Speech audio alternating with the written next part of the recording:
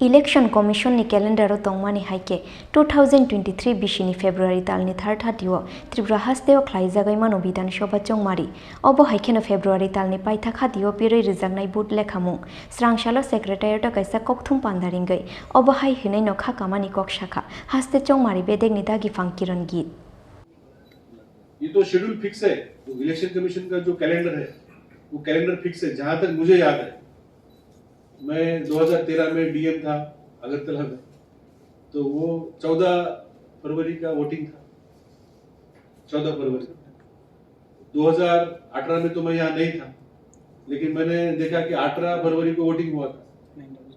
तो हमारा स्टेट का जो इलेक्शन है नॉर्मली 3rd वीक में होता है, इतना मुझे पता है। फरवरी के 3rd वीक में होता है।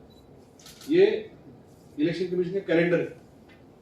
और काउंटिंग या तो लास्ट वीक में होता है डिपेंडिंग ऑन अदर स्टेट्स, क्योंकि हमारा पहला वोटिंग होता है।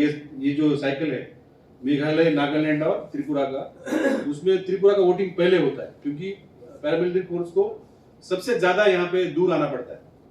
फिर यहाँ से बाद वो कुछ जाता है मिजोरम में और कुछ जाता है मेघालय में, फिर वहां से काउंटिंग होता है।